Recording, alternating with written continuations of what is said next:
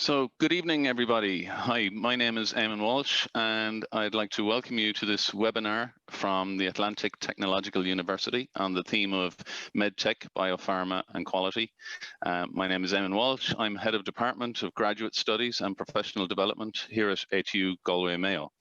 For our talk this evening, we'll be focusing on Springboard Plus initiative of the government and how you can avail of that funding to get free or subsidized courses.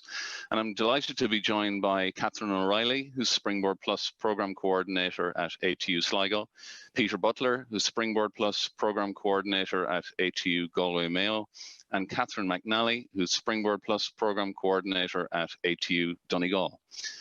Just some housekeeping before we begin. We're not taking live questions on this talk. We're having a discussion here about Springboard Plus. However, if you want to head over to our live Q&A section at any time, right up until 9 p.m., you can ask a question there on our virtual open evening platform. And our team are online right now who'll answer your questions and get back to you. Okay, so we're going to kick it off now. Thank you very much. And I might start with you, Catherine O'Reilly, just on, what is the Springboard Plus initiative? Thanks a million, Eamon, and good evening, everybody. So Springboard is a wonderful initiative, actually, which was launched by the government as part of their jobs initiative in 2011. Effectively, it was a jobs strategy to target the funding of free or heavily subsidised higher education courses, really in its infancy, to favour job seekers who were looking to upskill or reskill to come into the workforce. But fast forward, really, over time, what the government realised was there are as many in employment also looking to upskill and reskill as there are out of the workforce looking to come back into it. So what they did was they designed this scheme that providers could apply to in order to be approved to deliver their courses via the Springboard Funding Initiative. So as a result, ATU can deliver courses on the National Framework of Qualifications between Level 6 and Level 9.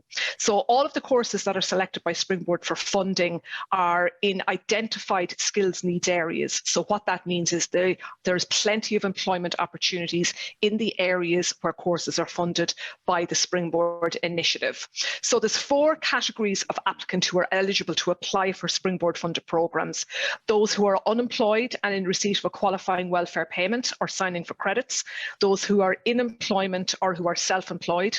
There's another category of called returner, and that's those who have been out of the workforce for a period of time and have been economically dependent on a spouse or partner for 9 out of the last 12 months. And there's a 4th category called recent graduates. Now, they're slightly different to the other 3, and that is quite a niche type of course that person can apply to. But however, there are graduates that have graduated with the Level 8 qualification on the National Framework of Qualifications in the last 12 months and can apply to do a HCI course or an ICT skills conversion course. Okay. So plenty of opportunities out there for those. Great, thank you. And what kind of funding then is available to those students? How can they avail of it, or how much is available? Yes, so again, fabulous opportunities for funding. So all Level 6 programs funded by Springboard are 100% paid for by Springboard for successful applicants, irrespective of which category of applicant they are. Level 7 to 9 programs are also 100% funded for those who are unemployed or are classed as returners, and they're 90% funded for those who are in the employed or self-employed or recent graduate category. Okay, lovely. Thank you very much, Catherine, for those very thorough answers. Might move over to yourself now, Peter, and we'll talk a little bit about the eligibility requirements. So both from Springboard Plus perspective and also from academics. So what do you need to have to be eligible?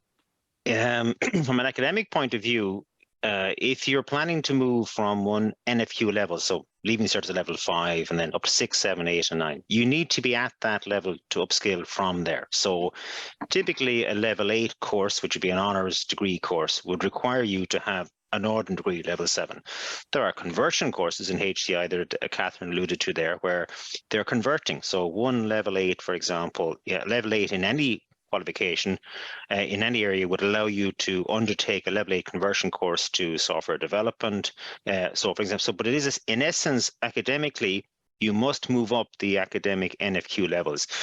in terms of satisfying the funding agencies, which would be the National Training Fund and the European Social Fund, you must confirm your identity as being an EU citizen or in receipt of a valid visas, stamp 1 or 2 or 4 visas. Okay, so the specific requirements in there, but in essence, you will be identifying yourself. Okay, typically give us a passport or some form of ID, something to verify your PPSN number, proof of address, not much more than that. It's really just to satisfy the funding agency that you're only undertaking one course at a time. You can't be creating duplicate profiles and doing multiple courses. That's really not much more than that. And we will only retain those for the purposes of just confirming to the funding agencies that every applicant was a valid applicant.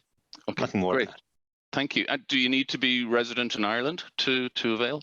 You need to be currently resident in Ireland and have been resident in Ireland or another EU country for 3 of the last 5 years. It's quite a generous facility. Really, the people who might not qualify are people who have just returned recently from abroad, holding an EU passport. Might be here, but have only returned recently. There is a 3-year delay because the funding is coming out of PRSI payments into a fund, and it's coming out of that fund. So you have to be contributing to it. And if you hold a valid visa, for example, a stamp 1, stamp 2, or stamp 4 visa, you would also have had to have held that for 3 years. It's a slight delay before you can undertake these training courses, but almost everybody qualifies. But there would be quite rigorous checks that you do meet those criteria. Okay, great. Thank you very much. And can you complete another Springboard Plus funded program if you've previously completed one? If you have previously completed one, okay, then in the following funding year, not in the same year, you can't be doing 2 courses at the same time, but in the following year, you can, of course, upskill. There is a few conditions around level 9. It's only a few courses at level 9 that you must have had a level 8 and have a time gap. It's not a substitute for funding master's programs, etc. There's not much rules in it. Okay, it's just simply you, in essence, can only be on 1 course at one time, and not that anybody would want to take on 2 courses, but it's just a small rule. That's all. Yeah. Okay. Great. Thank you very much, Peter, for those answers. And I might move now to Catherine McNally, if I may. And Catherine, how does a student apply for a Springboard Plus program? So all applications are via the Springboard website, which is springboardcourses.ie. So applicants will need to register on the Springboard website. They'll have to create an account. Once they've done that, then they'll be able to go in and search or browse by course. So they can do that by keywords or skills area or by the provider. So ourselves would all be listed as HU Donegal, HU Sligo, or HU Galway-Mayo. There's also details available on each of the courses. So applicants can go in there and get more information around entry requirements. So I would recommend that they would do that also. Once they've got their information and they've selected a course, they can then proceed to apply for the course. They will first of all be asked to kind of complete a self-declaration form. So basically that will be looking for the applicant to confirm or verify that they meet the Springboard eligibility requirements, which Peter referred to there earlier. And they'll also be asked just to confirm which applicant category status they're applying as, so unemployed, employed, returner, etc. Once they've completed the self-declaration form, they will then be able to proceed and complete their application form and submit it to the Springboard website for assessment and review by ourselves. So what happens next is it'll come to each of us, the providers, and we will first of all assess it for academic eligibility. If the applicant is successful, they will be issued with a provisional offer, which is then subject to a second stage Springboard eligibility check. So again, that would be referred to kind of back to Peter was talking about the various Springboard eligibility criteria. Applicants will be expected to provide documentation to verify that eligibility requirements. We would look for that typically it's 6 weeks out from course commencement for employed applicants and about 2 weeks out from course commencement for unemployed applicants. So there's kind of a bit of a process there around Springboard eligibility. So that kind of happens towards kind of closer to course commencement. So if the applicant successfully fulfills the Springboard eligibility check, they will then be moved to enrolled, and they will be invited then to register with ourselves. Okay, fantastic. And I believe we have an expression of interest form as well on our website. We do indeed, yeah. So as you may be aware, at the moment the website isn't open for applications for the September 2023 intake. So there is an expression of interest form available on the online flexible and professional development hub on the ATU website. So applicants can register their interest there by subject area. Once the Springboard website opens for applications, we will then prompt you to let you know that it's open for applications and you'll be able to apply. The other thing I would recommend is if applicants like, they can keep an eye on the website, the Springboard website, over the month of May for further details on the official announcement and the opening of the website. Yeah, lovely. Thanks, Catherine. And you're bringing up a great point there, that we are, of course, waiting on the Minister to announce what programs are funded for opening for applications for September and indeed for January starts. So maybe Catherine O'Reilly, I might come back to you now, and as we await that announcement, I suppose, can you give some examples of programs that are previously approved, maybe Medtech, Biopharma, or other courses? Sure. In ATU Sligo, historically, we have been approved for a level 7 cert in biopharma science, a level 7 cert in bioprocess engineering. We've also been approved for a level 8 cert in biopharma science and a level 9 cert in Medtech, Reg Affairs and Quality. So each of those programs are 30 credit special purpose awards, but they show a nice progression route that you can follow through the various biopharma and Medtech routes if that's where your interest lies. Okay. Lovely. Great. Thank you very much, Catherine. And of course, you're bringing up a great point there, that we have great offerings from all three colleges, if you like, of ATU, ATU Sligo, ATU Donegal, and ATU Galway-Mayo. Peter, do you want to maybe talk about some of the offerings at ATU Yes. Galway-Mayo? And again, complementing what Catherine was saying, we would have 2 conversion courses, okay, one at level 8, which is the analytical higher diploma in analytical chemistry, which is for science students who don't have a specialist knowledge in analytical chemistry, so they could cross-train to that in a year. And we'd also have a level 9 add-on postgrad diploma in advanced biopharmaceutical science. So they would be our 2 specialized full major award. At the same time, we'd have 2 engineering courses, which are for people working really in the medical device sector. So we would have a level 7 add-on degree in manufacturing engineering and a level 8 add-on degree in industrial engineering. So they would be our complementary offerings to what Catherine and both Catherines have on offer. Okay. And Catherine McNally, I'm sure you have offerings at ATU Donegal as well? We do indeed, yes. So in 2022, we would have had a number of offerings within the computing space. So we would have had courses there ranging from level 6, which would have been the certificate in digital skills, right up to a number of level 9 courses, which would have been postgraduate diplomas in computing within the spaces of cloud tech, cybersecurity, big data analytics, etc. And we would also have other courses within the space of civil engineering and construction, which would be a level 8 in fire safety engineering and a level 7 in electric vehicle.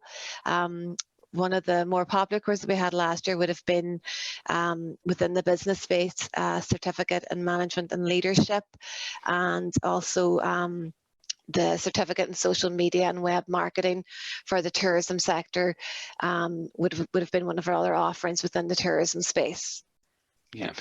Great. Thank you very much, Catherine. And I think it's fair to say in Galway-Mayo and in Sligo, we have a range of courses as well outside of medtech in computing and business and engineering. I'd let you come in there, Peter, if you want. Yeah, I just want to make a point there, okay, as well. In terms of if,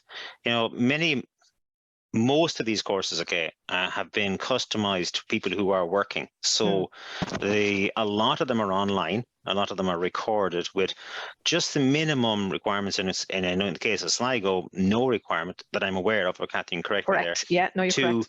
To actually attend the college. So we have cut out this sort of, you must come in for night class, because that does not work for people who are at work or perhaps on different shifts.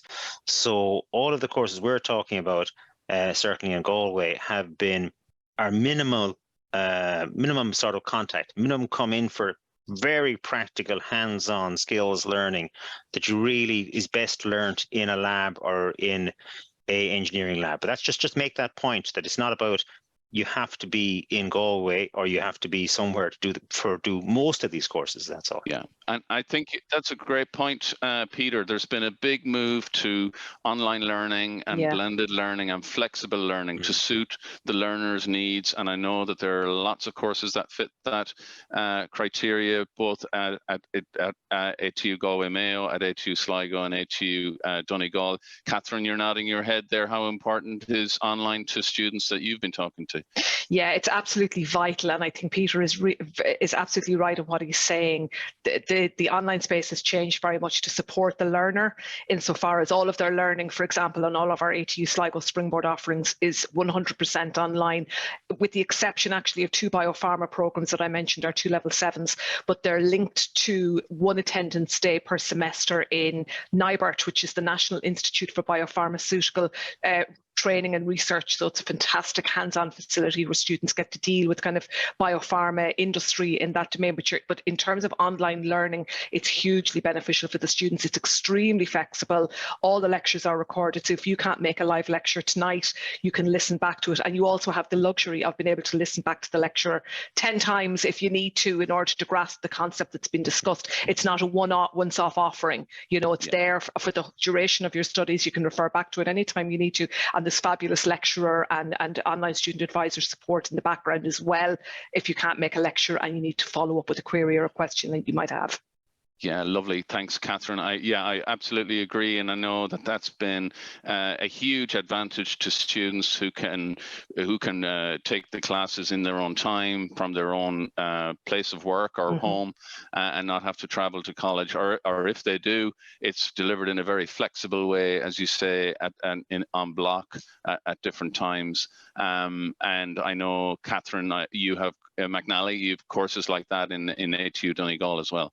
Exactly, yeah, we would have like a lot of the courses would be online and some would be blended, but like that it would be the ones with the more practical element to them. Like one example would be the fire safety and engineering course, where they would be required to come in for specific labs and things like that there. But again, it's quite minimal. It's like maybe like 90%, 97% online, and the rest would be absolutely practical. Yeah, and I think that it's fantastic discussion, and I'd just like to thank all my panelists for a really engaging discussion. I hope the listeners all got a lot, and viewers all got a lot out of our session. Lots of really good information shared. If you'd like to watch back, we will be uploading a video of this live talk on our virtual open evening webpage, so you can watch it again. If you're interested in doing a course at ATU, please visit our course search section on our virtual open evening platform, where you can watch academic videos about our courses and find out lots of more information. You'll also find out more information on the Springboard Courses.ie website when the funded courses become available, and we hope that we have lots of those offerings, and I know we will have them for September and January starts for you. If you have any questions, as I mentioned earlier, head over to our live Q&A section, and our team are available right now to answer your questions up until 9 p.m. this evening. Thank you very much for watching. Thank you, Peter, Catherine, for being with me this evening, and hope you all enjoyed it. Good evening. Thank you very much. Thanks, from ATU. Bye.